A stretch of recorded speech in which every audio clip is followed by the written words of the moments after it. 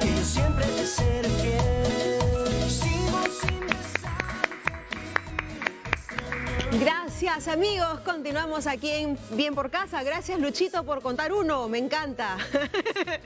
Muy bien, nos habíamos ido al corte anunciando que al volver íbamos a hablar sobre los riesgos de las cirugías plásticas. Y bueno, ese es el tema efectivamente que vamos a tratar a continuación. Mándenos sus preguntas porque hoy por hoy la cirugía plástica es una rama médica que tiene mucho éxito. Muchas personas cada vez quieren recurrir más a este tema por diferentes motivos, ¿no? Todos los motivos se respetan, todos los motivos son válidos, pero siempre hay que informarse bien, siempre hay que saber con qué médico uno va a someterse a estos tratamientos o cirugías, ¿no?, tan delicadas, y por supuesto saber también los pros y los contras. Así que el día de hoy vamos a abordar todos estos temas y estas preguntas con nuestro invitado. Se encuentra con nosotros el doctor Gino Llosa, que es cirujano plástico. ¿Cómo estás, Gino? Bienvenido. ¿Cómo estás, Cecilia? Gracias por estar aquí. Gracias por la invitación. Gracias por acompañarnos. Este es un tema realmente bien delicado, ¿no? Porque, como dije al inicio, ¿no?, todos los motivos, creo yo, son válidos, porque cada quien tiene su verdad, cada quien querrá verse mejor por determinados motivos y bien por cada uno, pero sí es peligroso saber, digamos, en qué situaciones o en qué circunstancias uno está tomando esta decisión, ¿verdad? Así es. Bueno, muchas gracias por la invitación, Cecilia, nuevamente.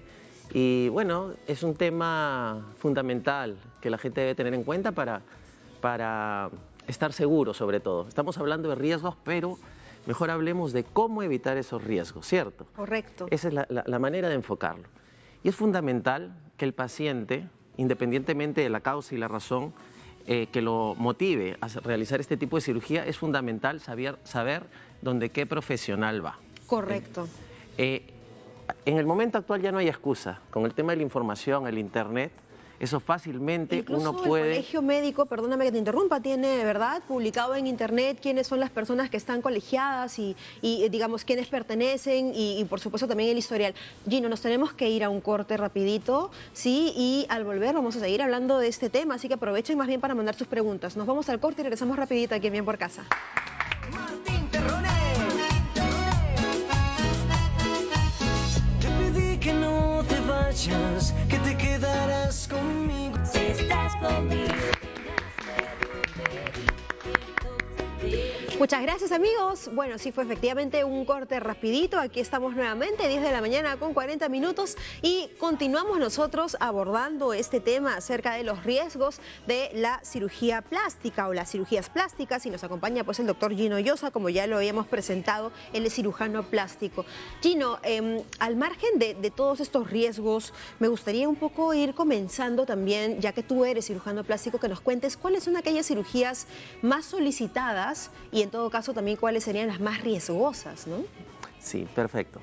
Vamos a terminar la primera idea, ¿no es cierto?, que es importante buscar al profesional. Esto está claramente en la página del Colegio Médico del Perú, eso es punto uno. Y segundo, punto de riesgo fundamental, el lugar donde se va a operar la paciente. Tiene que ser una clínica que está supervisada por la Superintendencia Nacional de Salud, su salud, ¿no es cierto?, y que sea una clínica nivel 2E. Esas cosas son fundamentales para empezar a hablar de riesgo. 2E, ¿cómo es? 2E.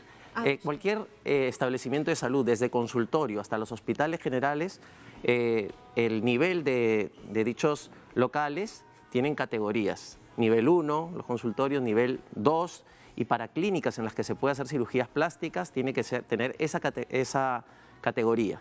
Entonces ahí uno ya no tiene que estar preguntando si me voy a operar, hay un desfibrilador, hay los equipos necesarios, porque necesariamente para tener ese nivel de categoría ya tiene todo, no solo los equipos, sino que funcionen bien, tienen controles periódicos de buen funcionamiento. Entonces la seguridad del paciente está garantizada, digamos, con todas las coberturas necesarias en las clínicas de ese nivel. Claro. Es muy diferente si yo me hago una liposcultura en un consultorio, en un centro médico menor, porque no tiene ninguna medida de seguridad ante cualquier eventualidad o complicación. Entonces la gente tiene que saber eso. Tiene que llegar y preguntar qué nivel tiene el lugar donde me voy a operar, porque el médico puede ser muy bueno, pero si no tiene el soporte de tecnología y el equipamiento de personas a su lado, no podrá salvar una complicación. Correcto. Ahora, yendo a la pregunta, las cirugías más frecuentes en el país son la liposcultura, la rinoplastía y el implante mamario. Esa es la primera línea. Las más solicitadas. Las más solicitadas. En todo caso, por mujeres. Sí, por mujeres y hombres también, cada vez más lo son. La rinoplastía en jóvenes, en varones es muy frecuente. Las lipoesculturas también cada vez más se pone de moda, no tanto en el paciente que está en gran aumento de peso, sino los jóvenes, 40 años más o menos, que quieren lucir un poco... 40, qué lindo. Bueno, digamos, pacientes que quieren lucir mejor. Ahora cuidan mucho su imagen corporal y facial. Los empresarios, ¿no? Gerentes, buscan mucho al detalle. ¿Cuántas veces uno se puede realizar una lipoescultura? Yo considero en las mujeres, a mí me gusta, por ejemplo, como tope hacerla en 2 oportunidades. Una cuando requieren previamente, bueno, cuando están bastante jóvenes y tienen acúmulos grasos localizados, y otra después de los hijos. Siempre hay que hacer pequeños retoquitos y complementos, ¿no? Y punto, y ahí queda. Así es. Ahora, hablando un poquito de los riesgos, dentro de las cirugías más frecuentes de cirugía plástica, evidentemente, las que genera mayor tipo de riesgo hacia una fatalidad y donde uno tendría que poner mucha alerta en el lugar donde se va a operar es la lipoescultura. Una cosa, lipoescultura y las abdominoplastías. Estas son consideradas operaciones mayores. ¿En qué consiste cada una de estas? ¿Cómo son estas operaciones? ¿Cómo se llevan a cabo? La lipoescultura es consiste en una cirugía que lo que busca es extraer grasa de algunas zonas localizadas del cuerpo. Por tanto, puede haber una cirugía local, es decir, en zonitas limitadas, como puede haber una de todo el cuerpo, ¿cierto? El riesgo aumenta en relación al aumento de volumen. Por ejemplo, lipo localizada de la zona de la cintura podrá manejarse con una simple sedación y anestesia local. El riesgo es mínimo, pues no hay desestabilidad hemodinámica de líquidos que le tengan que poner al paciente, que es diferente sacarle más de 4 o 5 litros a una paciente en una lipoescultura grande. Pero sin embargo esto es muy importante, porque se piensa que porque es una cirugía menor uno lo puede operar en un consultorio, ¿no? Y entonces hay que tener en cuenta que si bien es cierto, no hay un riesgo de descompensación hemodinámica, pero sí hay otros riesgos, hay riesgos de infecciones. Porque en un consultorio uno no tiene una central de esterilización para que ese instrumental tenga las condiciones adecuadas. Igual el ambiente donde se realiza no es el ambiente de una sala de operaciones con las normativas de higiene y seguridad que se deben hacer en un centro quirúrgico. Claro. Entonces vienen todas... Y otra cosa, muchas veces le dicen al paciente, te vas a hacer con anestesia local, ¿no es cierto? Y te vas a las 2 horas a la casa. Sin embargo, hay que tener en cuenta que no solo es anestesia local, que es lo que se vende al paciente, sino que le tienen que hacer una sedación endovenosa, porque si no, no va a aguantar ese dolor. Y entonces una sedación puede llevar a depresión respiratoria. Y si uno no tiene el equipamiento, una sedación endovenosa, ya se están usando medicamentos que pueden generar depresión respiratoria, y si no tiene el soporte de una máquina de anestesia, un ventilador mecánico y un equipo alrededor, puede haber una fatalidad. O sea, esa anestesia local que todo el mundo dice no es tanto anestesia local. Otro riesgo ahí también es que uno piensa que porque es anestesia local no hay riesgos. Hay más riesgo inclusive que uno si se hiciera uno en una clínica con una anestesia epidural, porque le están colocando lidocaína, que es el anestésico local, y eso genera toxicidad. La cantidad de anestésico local que uno colocaría es como 50, mientras que en una anestesia epidural con todo controlado, con las medidas de seguridad, uno puede poner ni 5. Pero esta epidural también tiene que ponerla un anestesiólogo competente. Sí, por eso, cuando uno entra a una clínica nivel 2C, es obligatorio que todos sus profesionales están registrados para el Ministerio de Salud para trabajar ahí. O sea, son anestesiólogos especializados, actualizados y con hoja de habilidad del colegio médico. Pero normalmente es el cirujano plástico quien escoge a su anestesiólogo de confianza. Generalmente es eso, los cirujanos es como un matrimonio. Porque digamos, no solo hay que investigar en este caso pues el récord del cirujano, sino también del anestesiólogo, ¿correcto? Eso es muy importante, Cecilia, porque la vida de ese paciente realmente el que la maneja al 100%, no, digamos 80% en la parte de estado de la hemodinámica, su estado de salud durante la cirugía, es el anestesiólogo, que está pendiente todo el tiempo de sus funciones vitales. Correcto. Por supuesto, el anestesiólogo no es un ente escondido, que generalmente pasa. El paciente va y habla con el cirujano. No, es obligatorio para su salud, para las clínicas, es que existe una evaluación preanestésica. Es decir, tiene que haber una consulta independientemente del cirujano con el anestesiólogo, donde se le explica todos los riesgos, y eso es muy importante. También es imprescindible que el familiar acompañe a ese paciente, ¿no? Y también para su salud, por ejemplo, es fundamental que hay una hoja donde el paciente esté en toda la potestad de revocar ese primer consentimiento. ¿Cuáles serían estos factores de riesgo a los cuales la persona tiene que estar, ojo, atenta, ¿no? Frente a la administración de la anestesia? Por ejemplo, no sé, pues si es hipertensa esta persona, ¿no? Si sufre de la presión alta, presión baja, edad, obesidad, factores, no sé, de este tipo. Sí, también otro de los puntos importantes es que tiene que haber una historia clínica, no de la cuestión estética, sino detallada, ¿no es cierto?, de todos esos factores. Factores de riesgo es la edad, exacto, lo has mencionado perfecto, la edad, si está en obesidad o sobrepeso, si es una persona sedentaria, si tiene varices en las piernas, Ajá. si es que toma medicamentos asociados o tiene enfermedades asociadas no controladas como la hipertensión, la diabetes, hipotiroidismo, si es que toma medicación que no esté informando, antidepresivos. Toda esa historia clínica global es fundamental. También tiene que ver mucho el riesgo en relación a qué procedimiento se va a realizar. Si una paciente viene y pretende hacerse una liposcultura, pero a la vez un poquito de cirugía facial, el tiempo quirúrgico va a aumentar y eso es otro factor de riesgo. Cirugías de más de 4 horas, el riesgo aumenta. Wow. Y en este tipo de pacientes, el gran problema y los riesgos en liposculturas y abdominoplastías es que exista unos coagulitos en las piernas que puedan desprenderse y generalmente es la principal causa de mortalidad en liposculturas. Por eso, si uno hace tromboembolismos pulmonares, efectivamente, entonces si es que uno detecta previamente que no es un buen paciente para someterse, hay que hacerle las pruebas necesarias, una ecografía Doppler y pedir interconsultas a las especialidades y diferir esa cirugía para 3 meses, 6 meses después, cuando los factores de riesgo hayan disminuido. Si no disminuye, no debería operarse. Qué peligroso. Completamente. Ahora, pero normalmente una persona que va a solicitar una lipoescultura es probablemente una persona que tenga, digamos, un problema de obesidad. ¿Cómo se maneja esto? Sí, lo que pasa es que actualmente ya se hizo una autocrítica a todas las cirugías que se hicieron los 90 al 2000.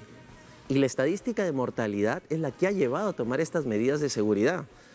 Ya hay protocolos establecidos de qué es un paciente de riesgo y en el momento actual los pacientes de obesidad no deberían operarse por todo este factor de riesgo que desencadena.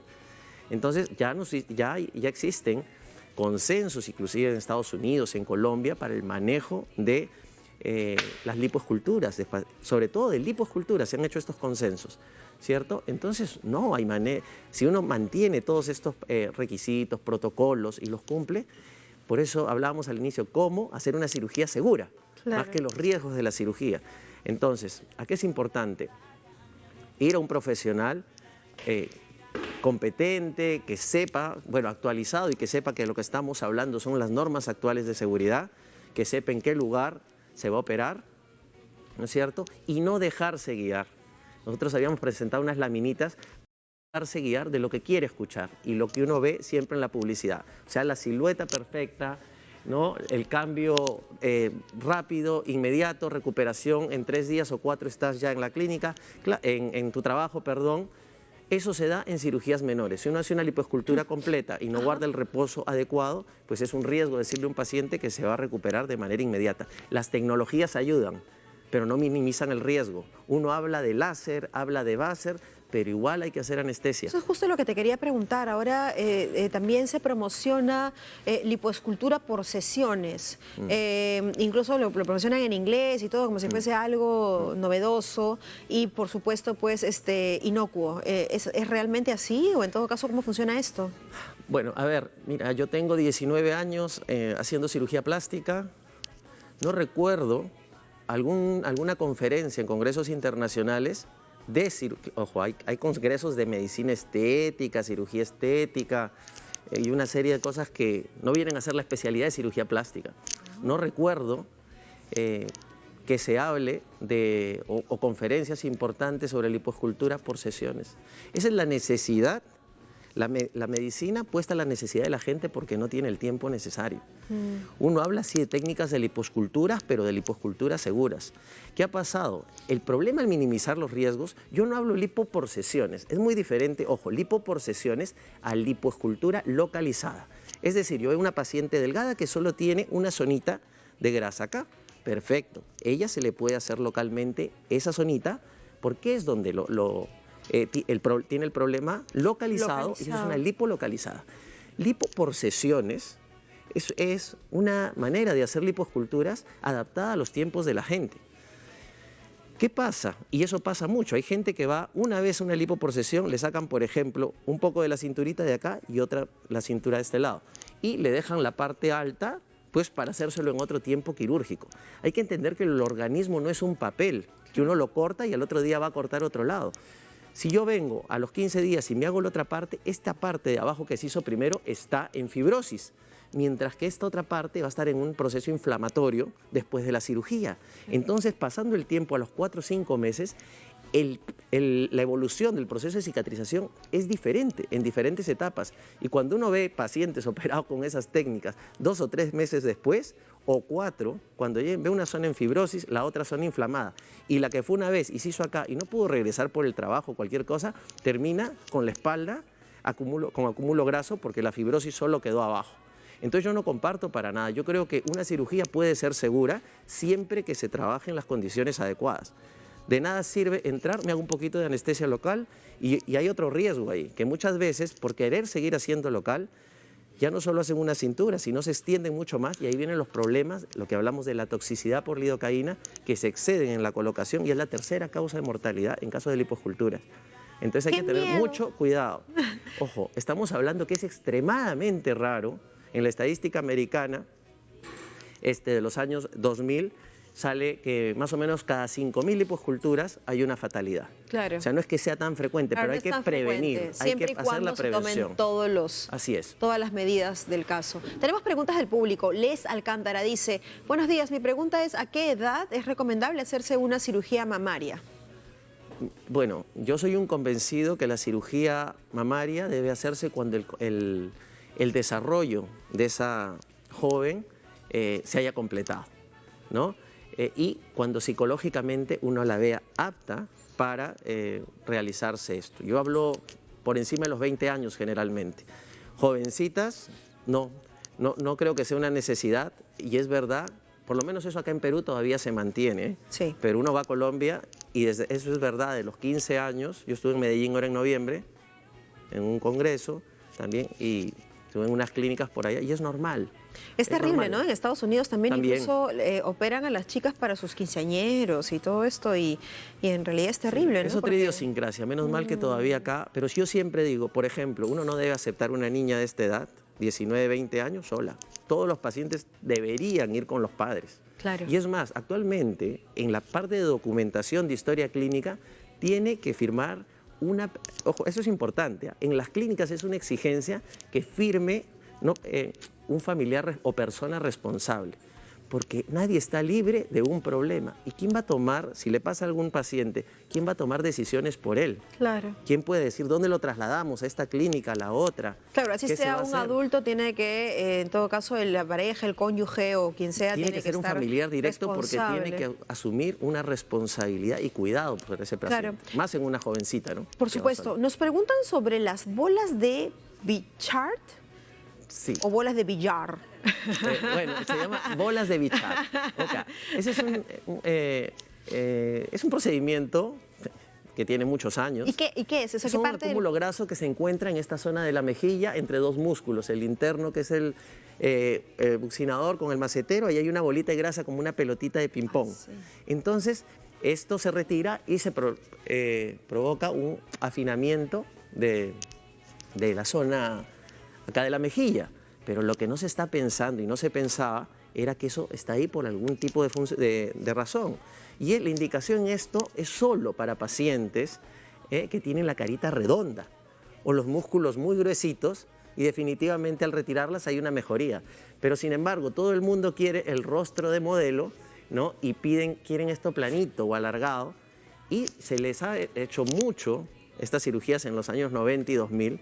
¿Y qué ha pasado? Esas pacientes que tenían 30 años y se hacían esto, cuando ha llegado con los 40 y empieza el proceso de envejecimiento, han terminado con toda esta zona de la mejilla hundida.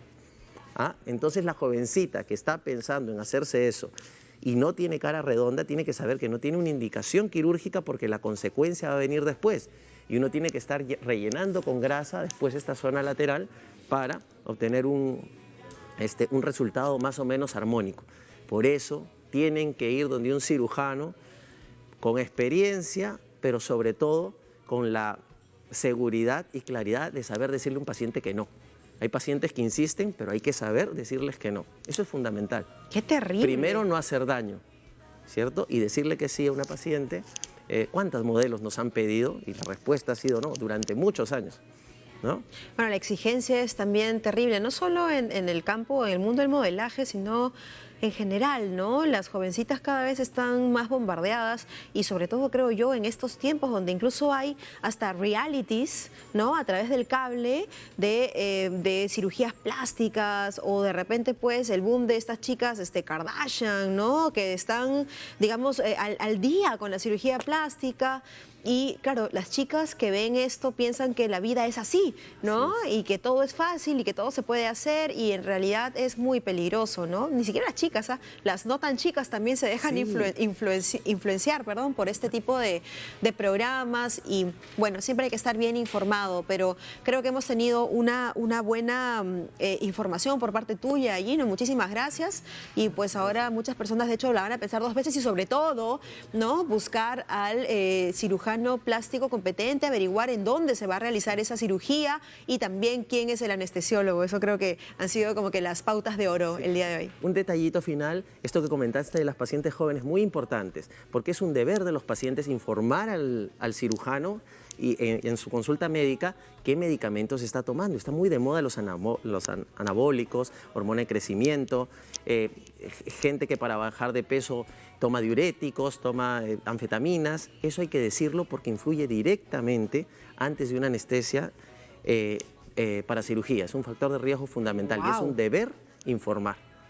Y tampoco, y en todo caso también no estar tomando pues cualquier cosa así porque sí, ¿verdad? Así es. Si uno quiere bajar de peso hay que ponerse a hacer ejercicios. Así es. Y cerrar la boca. Así es, ese es el único. Y eso es otro tema, ¿verdad? Para más adelante, Gino, de repente puedes acompañarnos también Encantado. Más adelante para conversar sobre este tema, ¿no?